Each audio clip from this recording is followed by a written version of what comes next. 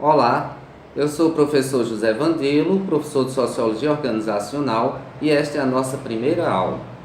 Eu gostaria de definir com vocês o objeto de estudo da sociologia e falar um pouco sobre a origem da sociologia como ciência.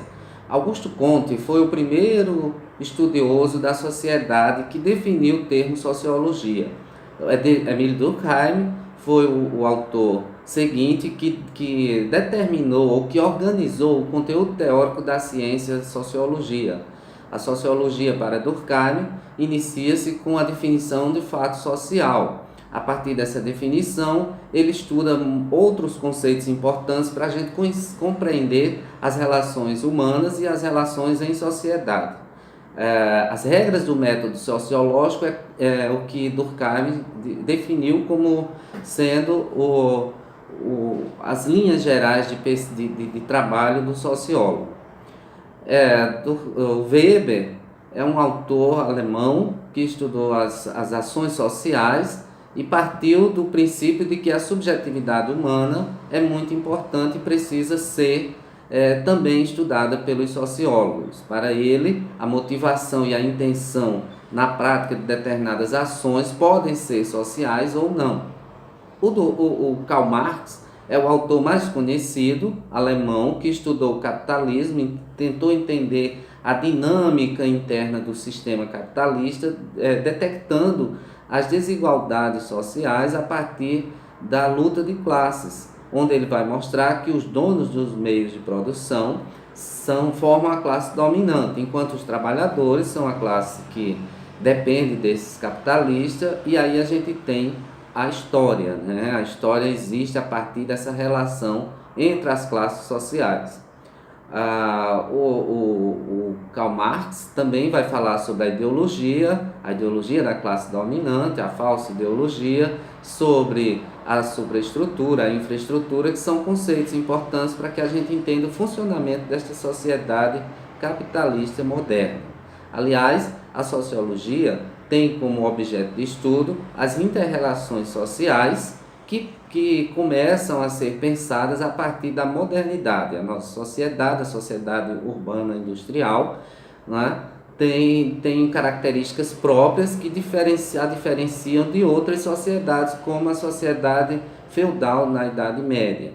Né? A sociologia, estudada pelos clássicos, parte daí para definir as linhas de pensamento que são importantes para a gente compreender a dinâmica social. E essa dinâmica social, ela existe a partir da cultura, né? A cultura não é algo estático, a cultura está se movimentando e criando novos valores constantemente, tá? Então é importante que a gente perceba a ótica das relações humanas e sociais a partir de uma construção, porque em um determinado momento se definem os valores, e esses valores não são para sempre, nem sempre eles vão existir do mesmo modo. Os valores dependem do que a gente chama de paradigmas, né? Toda sociedade, toda cultura, ela cria suas verdades, e essas verdades são conhecidas ou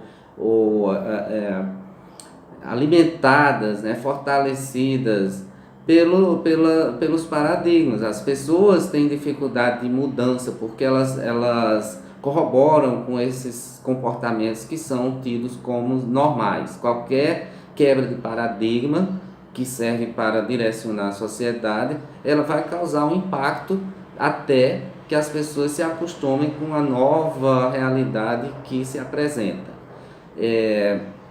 A construção da realidade se dá a partir desses valores, como eu já falei, e da cultura de cada povo, porque cada povo, cada sociedade em uma determinada época constrói os seus valores, né? Escolhem o que são os importantes, o que é mais importante para aquela sociedade num determinado momento. Quando eu falo em construção, eu estou falando de acordos e de escolhas que são duradouras, né? Dificilmente um valor vai mudar, né?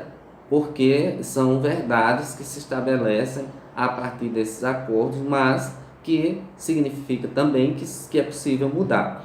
A sociedade, para se organizar, ela precisa ter leis, né? Ter regras. Toda sociedade tem regras, não existe uma sociedade sem regras. E aí que Durkheim pega como conceitos básicos, né? O Durkheim vai estudar a sociedade a partir dessas regras, mostrando que elas são o fundamento de qualquer organização social. Como um organismo vivo, a sociedade ela vai funcionar bem se todos cumprirem com o seu papel da forma que está determinada, né? Então, a funcionabilidade da sociedade, dos atores sociais, depende do cumprimento das regras.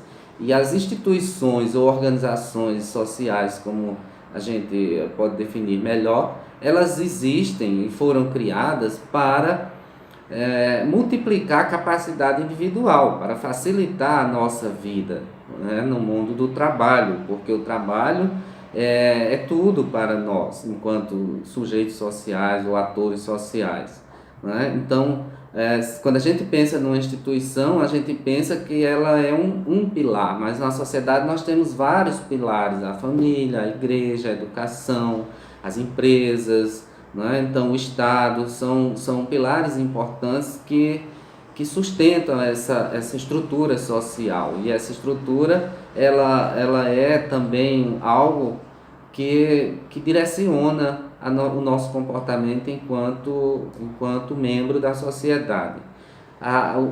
Os paradigmas são verdades de comportamentos repetidos que as pessoas adotam, a sociedade adota a partir da sua cultura. Em um determinado momento, aquele paradigma passou a ser considerado uma verdade e ele vai permanecer aí durante muito tempo, talvez a vida toda, né?